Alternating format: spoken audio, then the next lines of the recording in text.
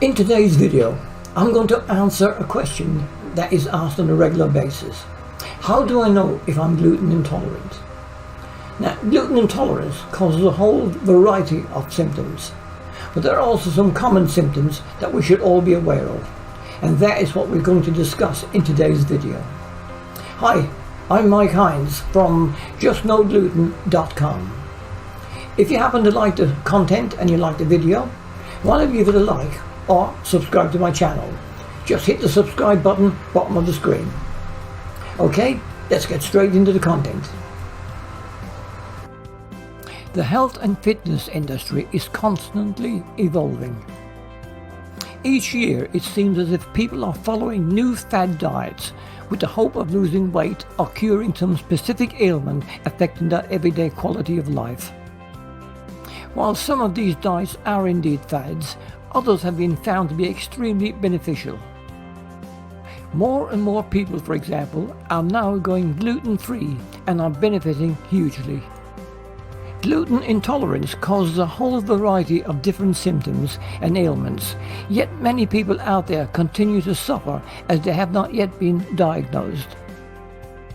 So, how do you know if you're gluten intolerant? Well, there are a number of symptoms to look out for. Some especially common symptoms include bloating. One of the most common symptoms of gluten intolerance is bloating. Now, when we say bloating, we don't mean constant bloating. The bloating we're referring to comes about as a result of consuming foods or beverages containing gluten. If you eat a food containing gluten, or that you suspect may have come into contact with gluten in some way, and find your stomach becoming swollen and bloated, this could be due to a gluten intolerance. Bowel movement issues. If you find yourself regularly constipated, suffering with diarrhea, or even experiencing especially smelly bowel movements, this could be another sign that you suffer from a gluten intolerance. You see, after eating gluten, the gut becomes inflamed. The gut lining is then damaged and you fail to absorb as many nutrients as you could and should be absorbing. This can then result in constipation and/or diarrhea. Both of these issues can result in further health complications, so making a diagnosis and changing your diet as soon as possible is very, very highly recommended. Headaches or migraines. Although experts are not quite certain why, it appears as if gluten-intolerant individuals are far more prone to headaches or migraines than people that can happily eat gluten all day long. One theory is that, as gluten intolerance can cause diarrhea, this can result in dehydration and a loss of electrolytes, which can cause headaches. Abdominal pain and cramps. If shortly after consuming food or drink, you find yourself experiencing abdominal pain and cramping, this could be down to a gluten intolerance. As I mentioned earlier, gluten intolerance causes severe inflammation in the gut, as well as bloating and gas. This, as you can imagine, can be very painful and can leave people barely able to function until the pain subsides. 83% of individuals with a gluten intolerance experience abdominal cramps and pain. Fatigue.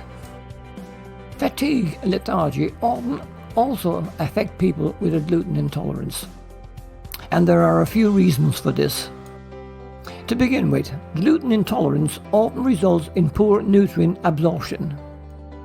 If you can't absorb the nutrients and calories needed to function correctly, your body will not be firing on all cylinders and you'll find yourself feeling tired and run down. If you constantly find yourself feeling tired and run down, this could be due to a gluten intolerance. In fact, between 60% and 82% of gluten intolerant individuals experience fatigue as a result of their condition. Just a few steps to help you begin a gluten-free diet. In the early stages of the gluten-free movement, there were a lot of skeptics out there who believed it to be a fad with no real evidence to back up its claims. Years later, however, after hours of research, countless clinical studies and feedback from numerous followers of the diet, it appears as if those skeptics have been well and truly put in their place. Gluten-free diets are now extremely popular and have been found to yield very impressive results. If gluten has been causing you misery for weeks, months, even years, it could be time to go gluten-free. But how do we go gluten-free? Well, that's exactly what we're going to look at today. In this video, we'll be sharing a series of handy tips with you based upon starting a gluten-free diet for the very first time. If you follow the steps listed below and do a little of your own research along the way, you'll get on just fine. First step, clear out processed junk. The first thing you need to do when starting a gluten-free diet is to throw out any processed junk food you may have in the house, as well as any relatively healthy produce that also happens to contain gluten. By throwing these foods out, you not only rid yourself of temptation, you also significantly reduce the risk of cross-contamination. Stock up on essentials. When starting a gluten-free diet, preparation is vital. It's no good just picking up a suitable ingredient here and there. You need to be completely stocked up on the essentials to ensure things run as smoothly as possible. As well as staples like meat, fish, eggs, seafoods, fruits, veggies, and healthy fats, you may wish to stock up on gluten-free ingredients. Gluten-free diets are now so popular that you can buy gluten-free flour, gluten-free bread, gluten-free pasta, pizza dough, pizza bases, and much more besides.